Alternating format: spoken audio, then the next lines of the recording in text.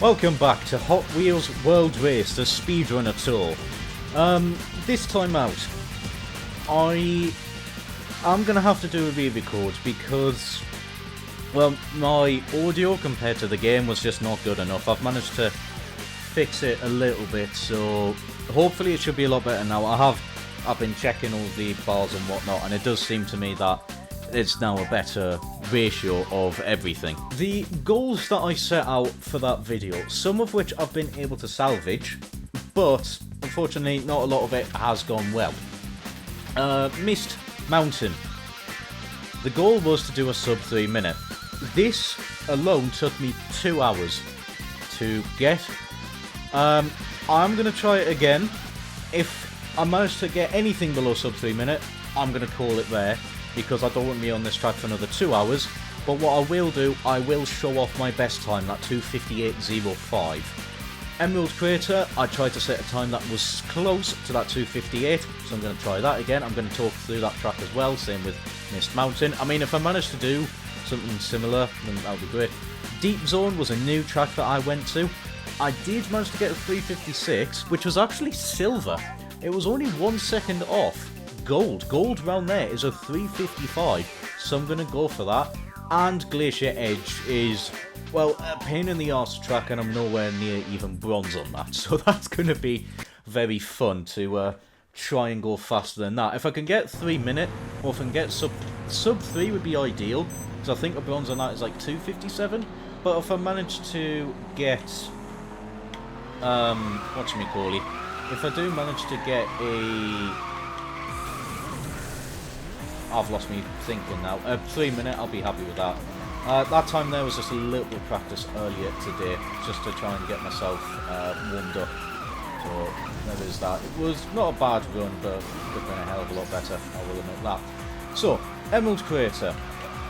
At the minute, right, on this speedrunning series, I have got 2 Nemesis tracks.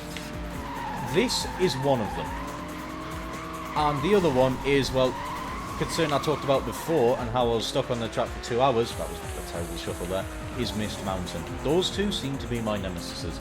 I would then probably give Cloud9 is it Cloud9 or it's one of, I think it is.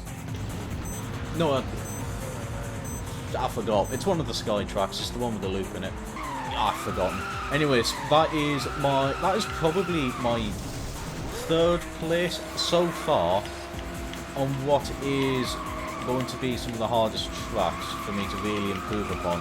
Until, I imagine, I get to the Egyptian tracks. I suck ass at Egyptian dunes especially. That is probably my weakest track in the entire game. Anyways, talking about this track. What has been many of my run enders, that was again a terrible shuffle, hello Mason. I've got 3 areas at the minute where my runs end, more consistently than others. The first one is actually the very beginning, the double loops. The reason being is because when you're taking that shortcut ramp, the wall on the right actually does drift over to the left. So what happens is, if you just try and keep up on that wall and just keep shuffling to the right, you do just fall off the track entirely. So, yeah, there is that. I have sort of got a little system in place that is helping me get that area a lot more consistent. I just need to nail down my my timings on it. This ramp here is actually the second place where a lot of my runs also end, because there's a few little nuances that happen to me fairly regularly. That again was a terrible shuffle. God damn it. One of the first nuances on that one is you'll see me sort of drift, obviously handbrake drift, run along the wall and then boost. Because for that track, for that ramp, obviously the best thing to do is to actually free ramp it.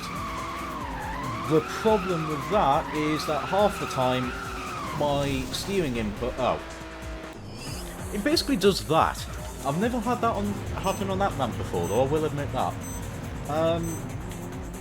Essentially whereby my, well, the steering input obviously doesn't count, so sometimes when I go off that ramp in particular, the ramp I was talking about previously, I just fly completely off the track. I just fly right like a bloody missile.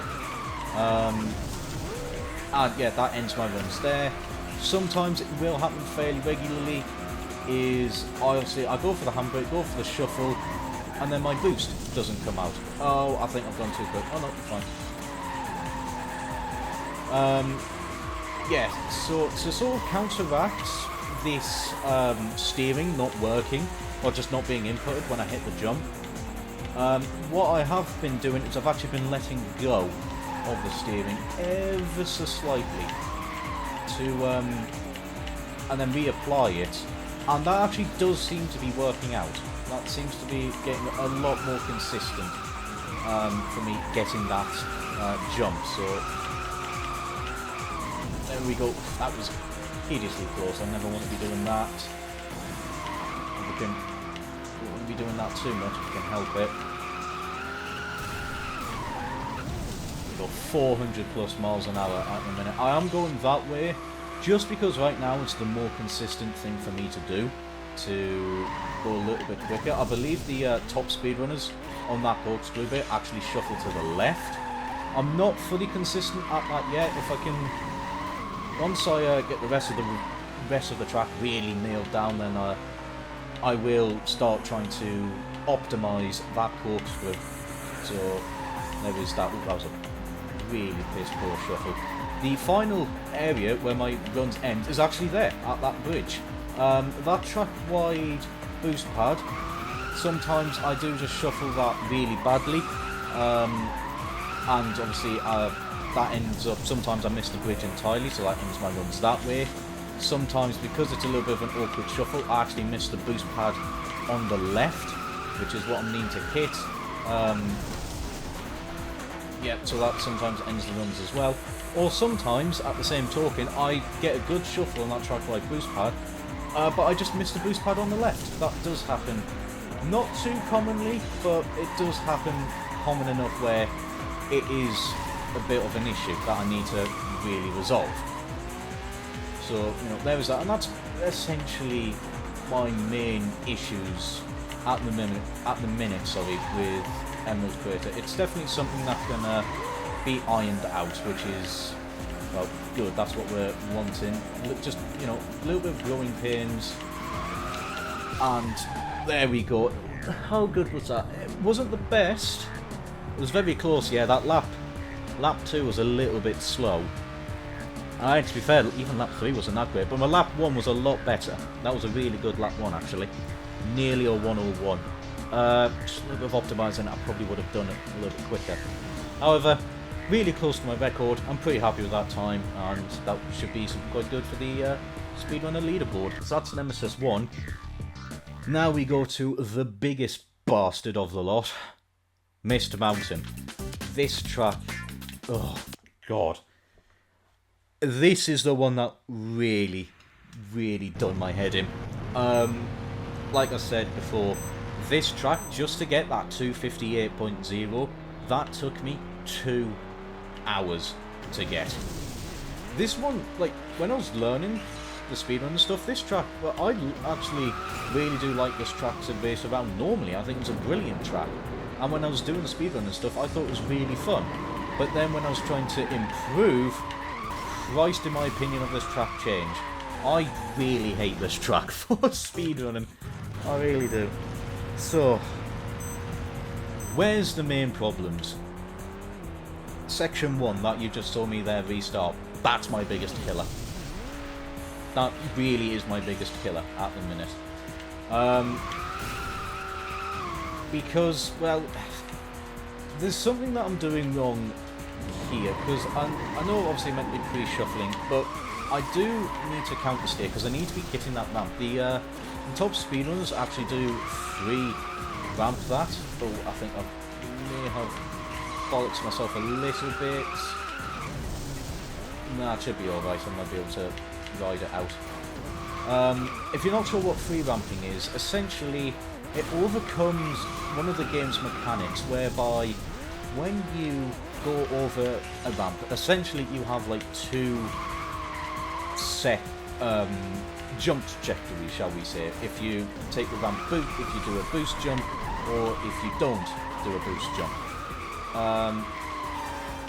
And you know, the free ramping essentially overcomes that limitation by allowing you to sort of bypass the game dropping your speed down to 200 miles an hour when you go over the jump pad.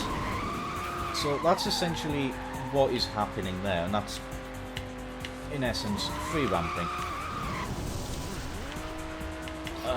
So, you know, to do it, obviously you need to be going sideways. You need to have a good sideways momentum going on. You need to have a good angle as well. So a lot of speed, good angle, and at the same time, you do want to barrel roll over them. Oh, I was not paying attention in the slightest. That is my fault there. I was too busy explaining free ramping. Yeah, this is not going to be a fast one in the slightest. Yeah, because that I need to do like a sub 3 minute. I need to do a 57-second lap around here, and that's not happening anytime soon. You can do it by like doing front flips and back flips. However, the problem there is that you will just fly directly forwards when you do front flips or back flips, so you end up just falling off the track very consistently. So that's why it is recommended, actually not recommended, imperative that you do barrel rolls over them. That lap 2 was utter shite, just because I didn't pay attention to where I was. Yeah. So the second area where all my runs end, well, most of my runs end, should I say, is actually the final section. That little volcano leading into it, and then going through that section. Because the volcano section itself is pretty complicated.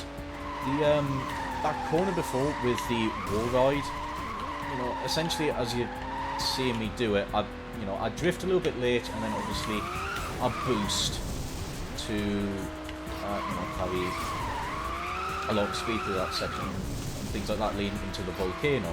The main thing as well is to carry as much speed as possible. I want to actually avoid that boost pad that is on the right, because when I hit it, obviously, as I said before, you notice that my speed just immediately caps down to 200 miles an hour. So I need to be doing that. Actually there, that was a perfect example. That's what I need to be doing. Well, that was a lot better. So the volcano as well. Essentially what I need to be doing is having like the back corner of my car, the backhand right-hand side corner of my car. Fuck. I need that to be hitting off of that wall to then immediately hit the boost pad whilst I'm still shuffling to the right. I have sometimes put myself at too much of an angle when lining that jump that I just did before, and that actually fails your landing, because with this game there's that's much more like it. With this game there's a little trigger when you land your jumps. Obviously, like, you know, if you land on your roof, then the game will trigger a failed landing. But if your car is also too angled, the game thinks that, oh, you know, you sort of you landed awkwardly, therefore, you know, we're going to fail the jump because you drifted too much. So that has happened sometimes. So it's quite annoying when it happens, because, you know, that essentially is the run over. Bollocks. That's not what I needed. There we go, that's much better through that section. Let's not miss the boost pad heading up here. May not be my best run, but if there was sub 3 minute here, I'll be happy with that. Because I really don't think I don't want to be on this track again for another 2 and a bit hours, now trying to get myself down to a 257. That's much better. Too much angle. And to be fair, you know what? If I didn't coward out of that shuffle, that might have actually been... Oh, god damn it. Yeah, my lap 2 was so bad that sabotaged the entire run. If that was just 1 second faster, I would have been a new PB. That would have been a 2:57. Bollocks, no. Now I have to go for it. Now I really do. I mean, to be fair, that lap 3 was brilliant. It was a new fastest lap by, well, 0.02 of a second. But now that I've actually got a proper frame of reference to do that volcano section, it mightn't actually be so bad now to get a good run there. Okay, nice. So what I've been doing wrong at that corkscrew bit first off was I actually wasn't counter steering. I was actually, before that, I was just shuffling and I was just holding left. I was actually needing to counter steer out of that corkscrew to actually hit the ramp a lot more consistently, which now that I've been doing that, I have realised just how much easier that section really is. Yeah, there you go, there's a prime example of not putting enough angle into the drift. And to be fair as well, that wasn't even a bad volcano section. No, I can't be doing a 103, especially if I'm managing to go faster on, especially if, because of a bad lap 2, that made me lose a new PB. I can't be having this. This is the problem. Welcome to speedrunning. It's just really tempting to have one bad go, but realise that if it was a little bit better, you could get a much better PB, and then you just go for it, and then you spend 5 hours on it. That was also really unfortunate. I have done it on occasion whereby I actually ignore that ramp, and I just go through the little chicane corner on the right. That can work as well, and I've done it on a few occasions actually, and sometimes I've actually been quicker, mostly because I can't, at the minute I can't free ramp this jump. I'm not good enough to be free ramping it. Come on.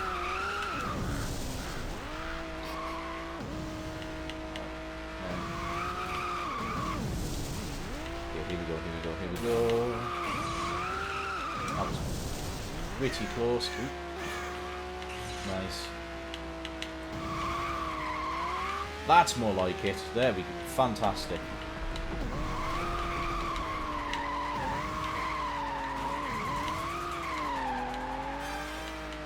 Woo! Oh, got some frame rate drops there. That's been happening quite a bit on this track. I'm not sure why. It's only really on this track that I've noticed it happen before. Not really on any of the others.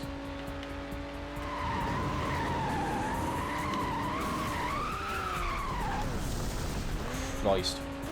We lived. It's the main thing. Okay, just a little bit gentler. No, a little bit safer. Okay. That was a lot of speed. That was a ridiculous amount of speed, actually. Never been able to go on the left-hand side of that boost pad before, after the loop-de-loop jump. Okay, that was fine, that was safe, that was good enough.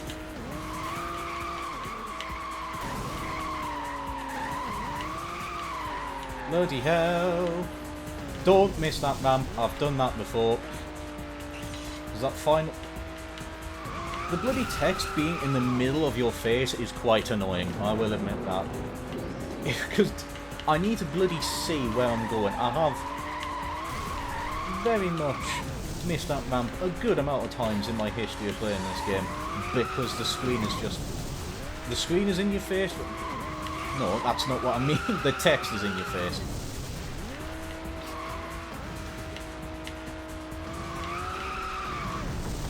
Okay, come on.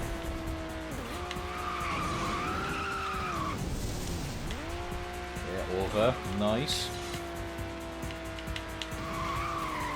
Oh, I mean, to be fair, It's still fine. It's not as if it's the end of the world if I hit that boost pad. It's just not really ideal. That was an unfortunate final lap there. Really unfortunate. I mean, saying that though, even my lap 2 was still a second down on my PB.